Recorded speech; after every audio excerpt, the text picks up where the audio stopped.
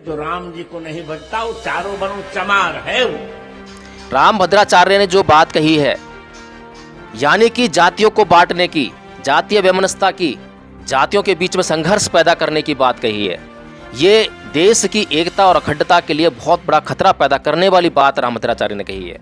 इनके खिलाफ जो है देशद्रोह का तुरंत प्रभाव मुकदमा दर्ज किया जाना चाहिए। मेरे ऊपर लगातार बचपन से अत्याचार कर रही थी, तो उन्होंने ना तो नाई के खिलाफ कोई एफआईआर लिखवाई, ना उस अध्यापक के खिलाफ एफआईआर लिखवाई, ना उस प्रोफेसर के खिलाफ एफआईआर लिखवाई जहाँ पर वो पढ़ाने गए, वहाँ पे अछूतपन का अत्याचार हुआ उन पे जो है, और ना ही उस दफ्तर में उन कर्मचारियों के खिलाफ, उस चपरासी के खिलाफ एफआईआर लिखवाई, से फेंक कर जो है फाइल दी थी। तो बाबा साहेब डॉक्टर भीमराव अम्बेडकर अगर इन लोगों के खिलाफ एफआईआर लिखवाते, इनको जेल भिजवाने का काम करते, तो वो संविधान कभी नहीं लिख पाते, उसी में उलझ कर रह जाते। वो इस देश के दलितों को न्याय कभी नहीं दिला पाते, उसी में उलझ कर रह जाते। क्योंकि बाबा साहेब की लड़ाई अपने एक मात्र व्यक्ति की लड़ाई नहीं थी, बल्कि पूरे सिस्टम से लड़ाई थी। उस सिस्टम को चेंज करना था।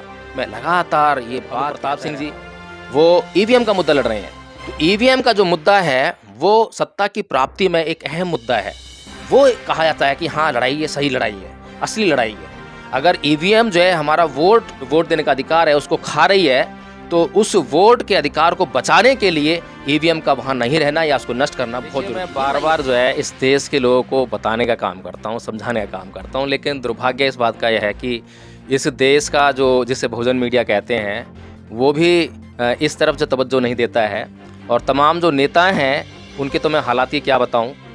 मैं बार बार वीडियो बनाता रहा हूँ, लेकिन होता यह है कि मेरी आलोचना को जो है उनकी बुराई समझकर, मेरे भीतर जो है घृणा द्वेष की भावना समझकर जो है लोग मेरे ही खिलाफ खड़े हो जाते हैं। मैं लोगों के कल्याण की भावना रखता हूँ, लोगों के कल्याण की बात करता हूँ। मैं गारंटी से कहता हूँ कि अगर जो लोग मेरी आलोचना करने वाले हैं किसी भी विषय पर, मेरे सामने आ जाइए, मुझसे बैठकर बात कीजिए, डिस्कशन कीजिए, बताइए कि मेरी बात जो है कहाँ पर गलत है। मैं उन तमाम नेताओं की जिनकी आलोचना करता हूँ उनके सामने बैठकर वही बात जो मैं यहाँ पर बोलता हूँ, यूट्यूब चैनल के माध्यम से जो लोग मेरी बातें सुनते हैं, मैं वही बातें उनके सामने बैठकर करने के लिए तैयार हूँ कि मैं बड़ी ईमानदारी से बातें करता हूँ, बड़ी सच्चाई से बातें करता हूँ। अगर मेरे भीतर जो है द्वेष हो, घृणा हो, और मैं द्वेष रंजित होकर, राग रंजित होकर, घृणित होकर अगर किसी के खिलाफ कोई बात कहूँ, तो मैं उनका सामना कभी नहीं कर पाऊँगा। लेकिन मैं 22 जनवरी को जो है अयोध्या के राम मंदिर में जो राम की मूर्ति है उसकी प्राण प्रतिष्ठा होने जा रही है, उस मंदिर का उद्घाटन होने जा रहा है। अगर हे चमारो जाग गए हो, समझ में आ गया है कि ये जो शब्द तुम्हारे लिए प्रयोग में लाए गए हैं ये निंदनीय हैं, अपमानजनक हैं, तिरस्कार करने वाले हैं, तो 22 जनवरी को प्रण ले लो कि बहुत बड़े पैमाने पर हिंदू धर्म को छोड़ोगे और बाबा साहेब डॉक्टर भीमराव अंबेडकर के द्वारा दिखाए गए मार्ग यानी बौद्ध धर्म को आप स्वीकार। अब ये नारा देते हैं जय श्री राम। जय का मतलब क्या है? जिस व्यक्ति का जय और पराजय से संबंध हो, और कौन सी जय कौन सी पराजय? अपने ऊपर जय नहीं, बल्कि बाहर के संसार पर जीत हासिल करना, बाहर के संसार को जीतना, इनकी जीत उसमें है। जबकि भगवान बुद्ध के लिए कभी बोलते हैं जय बुद्ध? कभी नहीं सुना होगा। जय बुद्ध आपने कभी नहीं सुना होगा, क्योंकि भगवान बुद्ध की जय और पराजय से कोई मतलब ही नहीं है। वो विजेता है जिसने अपने आप को जीत लिया है, और जिसने अपने आप को जीत लिया हो उसको किसी को जीतने की आवश्यकता ही नहीं पड़ती।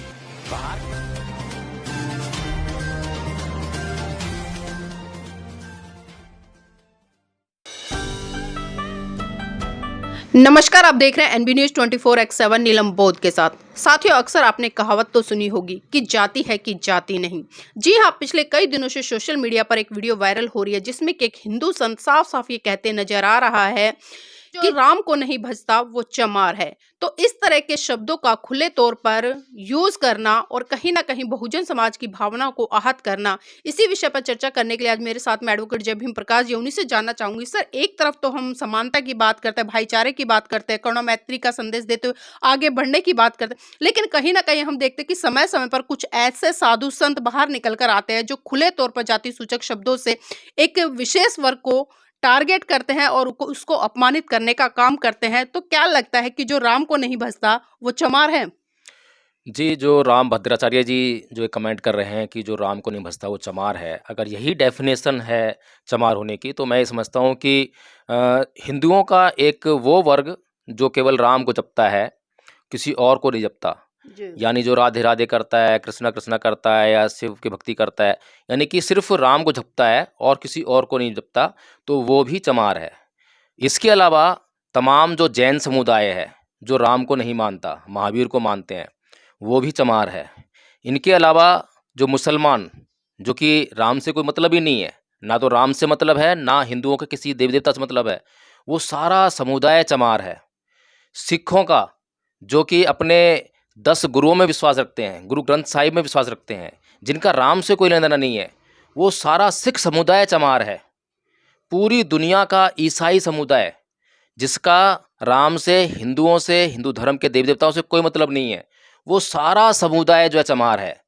ये तो खुशखबरी है चमारों के लिए कि इतना बड़ा संसार अब इनके लिए बन गया है चमारों के लिए, यानी कि ये जो मुट्ठी भर या कहें चुटकी भर हिंदू हैं भारत के अंदर, जो राम का नाम लेने वाले हैं, केवल राम का नाम लेते हैं, केवल वो ही चमार नहीं है, उनके अलावा जो है पूरा संसार अब चमार बन गया है।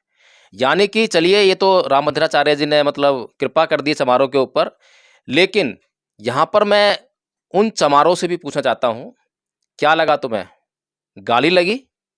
पीड़ा हुई? अपमान महसूस हुआ? अगर इतना अपमान, इतनी पीड़ा महसूस हो रही है, तो अब भी जाग जाओ, सुधर जाओ।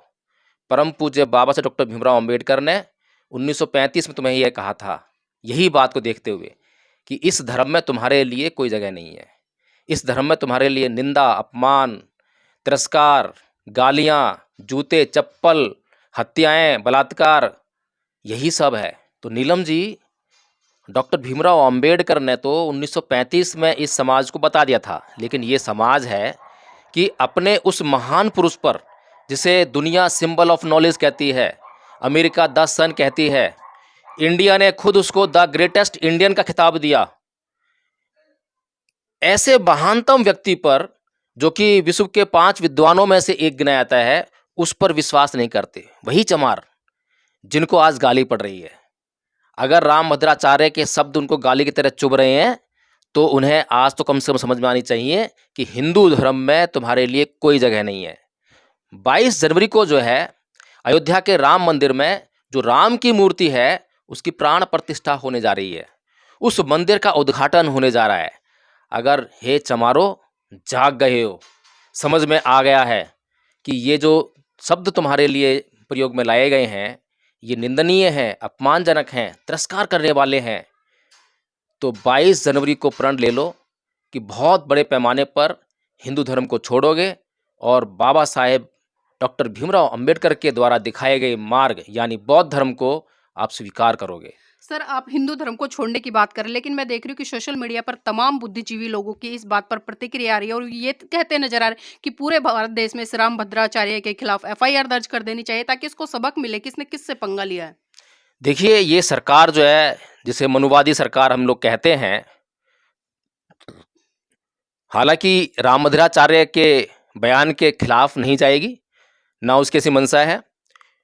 जो रामभद्राचार्य ने जो स्टेटमेंट दिया है, वो नेशनल सिक्योरिटी एक्ट, यानी कि ऐसी बातें जो राष्ट्रीय सुरक्षा को खतरा पैदा करती हों, उसमें उसके खिलाफ जो है मुकदमा दर्ज होना चाहिए। सीधे सीधे देशद्रोह का मामला है। देशद्रोह किसे कहते हैं? जो अपने ही देश से विद्रोह कर दे, उसे देशद्रोह कहते हैं। यानी कि अपने देश की राष्ट्रीय एकता व अखंडता के खिलाफ कोई शब्द, कोई भावना को भड़काने वाली बात कहे, तो वो देशद्रोही होना कहलाया जाता है। रामभद्राचार्य ने जो बात कही है, यानी कि जातियों को बांटने की, जातीय वैमनस्यता की, जातियों के बीच में संघर्ष पैदा करने की बात कही है, ये देश की एकता और अखंडता के लिए बहुत बड़ा खतरा पैदा करने वाली बात रामभद्राचार्य ने कही है। इनके खिलाफ जो है देशद्रोह का तुरंत प्रभाव से मुकदमा दर्ज किया जाना चाहिए और एफआईआर दर्ज होते ही इनकी गिरफ्तारी होनी चाहिए और गिरफ्तार करके इनको जेल भेज देना चाहिए। बेशक बाद में जो है इनकी उम्र को देखते हुए, इनके अंधेपन को देखते हुए, इनके लूले लंगड़ेपन को देखते हुए बेशक कोर्ट जो रियायत देते हुए इनको छुटकारा दे दे, लेकिन देश के लोगों को राष्ट्रीय एकता अखंडता बनाए रखने के लिए सीधे सीधे संदेश जो है इस देश के कोर्ट को देना चाहिए कि ऐसा कोई भी स्टेटमेंट अगर कोई भी व्यक्ति घृणित मानसिकता के द्वारा देता है तो उसके खिलाफ जो है ऐसी कठोर कार्रवाई की जाएगी। सर, ये पहला स्टेटमेंट नहीं है, इससे पहले भी हमने देखा था कि जिस तरह से इन्होंने खुले मन से कहा था, मरे मुलायम काशीराम जोर से बोलो जय श्री राम। तो इस तरह के संत आखिर क्या संदेश देना चाहते हैं, किस तरह से ये मतलब एक देश में सद्भावना बना के रखना चाहते हैं? देखिए नीलम जी, ये संत जो हैं निहायत ही मूर्ख लोग हैं, क्योंकि ये समझते ही नहीं धर्म क्या है, धर्म का मतलब क्या है। अब ये नारा देते हैं जय श्री राम। जय का मतलब क्या है? जिस व्यक्ति का जय और पराजय से संबंध हो, और कौन सी जय कौन सी पराजय, अपने ऊपर जय नहीं, अपनी जीत नहीं, बल्कि बाहर के संसार पर जीत हासिल करना, बाहर के संसार को जीतना, इनकी जीत उसमें है। जबकि भगवान बुद्ध के लिए कभी बोलते हैं जय बुद्ध? कभी नहीं सुना होगा। जय बुद्ध आपने कभी नहीं सुना होगा, क्योंकि भगवान बुद्ध की जय और पराजय से कोई मतलब ही नहीं है। वो विजेता है जिसने अपने आप को जीत लिया है, और जिसने अपने आप को जीत लिया हो उसको किसी को जीतने की आवश्यकता ही नहीं पड़ती। बाहर के संसार को तो जीतने की आवश्यकता ही नहीं है, क्योंकि बाहर का संसार स्वयं भीतर के संसार से, जो हमारे भीतर जो संसार बसा हुआ है, काम क्रोध मोह लोभ द्वेष तृष्णा ईर्ष्या, इसका जो संसार हमारे भीतर बसा हुआ है, इसी से बाहर के संसार का निर्माण हो रहा है। मैं किस प्रकार की भाषा प्रयोग में ला रहा हूं, उसी से मेरे सामने वाला व्यक्ति भाषा का प्रयोग करने वाला है। बाहर का व्यक्ति बेशक मुझे गाली दे रहा हो, लेकिन मैं अगर उसे गाली नहीं दे रहा हूं, बेशक बाहर का व्यक्ति हिंसा कर रहा हो, लेकिन मैं उसका हिंसा नहीं कर रहा हूं, तो मुझसे बाहर का संसार निर्धारित होता है। मैं बाहर के व्यक्ति को समझा सकता हूं, उसकी हिंसा को रोक सकता हूं, उसकी गालियों पर काबू पा सकता हूं, क्योंकि मेरे भीतर का निर्माण हो गया है, मैंने भीतर से विजय प्राप्त कर ली है। तो जय श्री राम का नारा चाहे जितनी मर्जी बार चिल्लाओ, जैसे मर्जी चिल्लाओ, जब जय श्री राम आप कह रहे हो तो वो जय यानी कि वो इस संसार में विचरने वाला एक प्राणी होता है, साधारण मनुष्य है। और वाल्मीकि रामायण तो कोई भी पढ़ ले तो वो साधारण मनुष्य के अलावा कुछ है ही नहीं।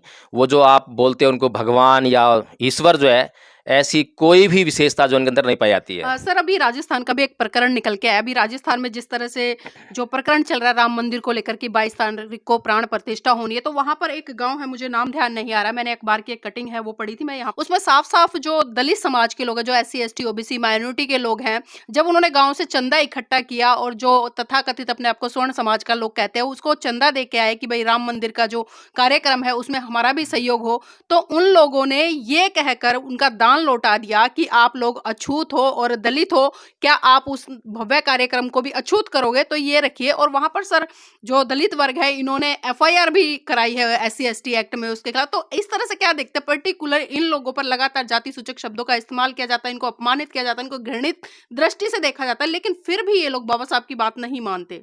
देखिए, मैं बार बार जो है इस देश के लोगों को बताने का काम करता हूँ, समझाने का काम करता हूँ, लेकिन दुर्भाग्य इस बात का यह है कि इस देश का जो जिसे बहुजन मीडिया कहते हैं वो भी इस तरफ जो तवज्जो नहीं देता है।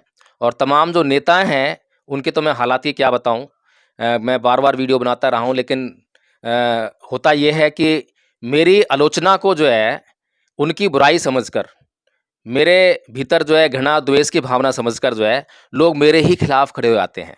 मैं लोगों के कल्याण की भावना रखता हूँ, लोगों के कल्याण की बात करता हूँ। मैं गारंटी से कहता हूँ कि अगर जो लोग मेरी आलोचना करने वाले हैं किसी भी विषय पर, मेरे सामने आ जाइए, मुझसे बैठकर बात कीजिए, डिस्कशन कीजिए, बताइए कि मेरी बात जो है कहाँ पर गलत है। मैं उन तमाम नेताओं की जिनकी आलोचना करता हूँ उनके सामने बैठकर वही बात जो मैं यहाँ पर बोलता हूँ, YouTube चैनल के माध्यम से जो लोग मेरी बातें सुनते हैं, मैं वही बातें उनके सामने बैठकर करने के लिए तैयार हूँ कि मैं बड़ी ईमानदारी से बातें करता हूँ, बड़ी सच्चाई से बातें करता हूँ। अगर मेरे भीतर जो है द्वेष हो, घृणा हो, और मैं द्वेष रंजित होकर, राग रंजित होकर, घृणित होकर अगर किसी के खिलाफ कोई बात कहूँ तो मैं उनका सामना कभी नहीं कर पाऊंगा। तो नीलम जी, इन लोगों को बार बार ये समझाया जाता है, और मैंने अभी बताया है भी कि 1935 में जब बाबा साहब डॉक्टर भीमराव अंबेडकर ने तुम लोगों को ये बता दिया, समझा दिया, तुम लोग खुद नहीं समझ सकते थे, खुद पढ़ नहीं सकते थे, खुद खोज नहीं कर सकते थे कि ईश्वर है या नहीं है। ईश्वर के नाम पे तुम्हें जो पुजारी और ठेकेदार जो है ईश्वर के जो है तुम्हें बेवकूफ़ बना रहे हैं, मूर्ख बना रहे हैं, तुम्हारा धन लूट रहे हैं, तुम्हारी संपत्ति लूट रहे हैं, तुम्हारी बहन बेटियों से बलात्कार कर रहे हैं। चलो, तुम नहीं खोज सकते थे इस बात को, ढूंढ नहीं सकते थे, बाबा साहब ने तुम्हें आके बता दिया, समझा दिया कि ये हिंदू धर्म ही है जिसके कारण तुम पर अत्याचार हो रहे हैं। बाबा साहब डॉक्टर भीमराव अंबेडकर के ऊपर बचपन से अत्याचार हुए। बचपन से जो है कभी नाई अत्याचार कर रहा है, कभी अध्यापक अत्याचार कर रहा है, कभी प्रोफेसर वर्ग अत्याचार कर रहा है, कभी कोई अत्याचार कर रहा है।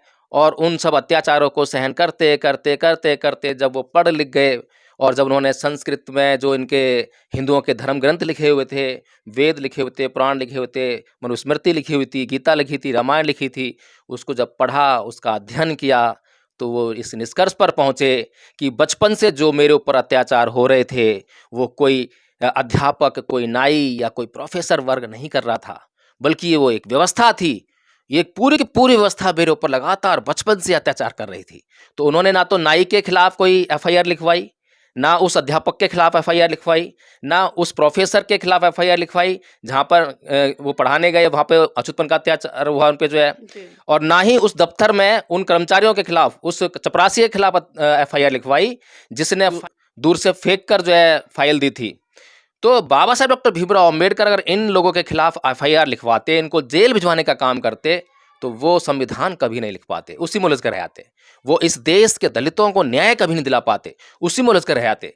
क्योंकि बाबा साहेब की लड़ाई अपने एक मात्र व्यक्ति की लड़ाई नहीं थी, बल्कि पूरे सिस्टम से लड़ाई थी। उस सिस्टम को चेंज करना था। मैं लगातार ये बात कहता रहता हूँ, समझाता रहता हूँ, हमारे समाज के बुद्धिजीवी वर्ग को बताता हूँ कि भैया आप लोग जो है ये जो लड़ाई लड़ रहे हो, ये लड़ाइयाँ जो हैं आपकी सिस्टम के खिलाफ होनी चाहिए। जैसे कि अभी हमारे एडवोकेट भानु प्रताप सिंह जी वो ईवीएम का मुद्दा लड़ रहे हैं। तो ईवीएम का जो मुद्दा है वो सत्ता की प्राप्ति में एक अहम मुद्दा है।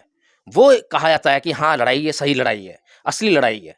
अगर ईवीएम जो है हमारा वोट, जो हमारा देने का, जो वोट देने का अधिकार है उसको खा रही है, तो उस वोट के अधिकार को बचाने के लिए ईवीएम का वहाँ नहीं रहना या उसको नष्ट करना बहुत जरूरी है। ये लड़ाई अहम है क्योंकि ये सत्ता के मार्ग में बाधा है।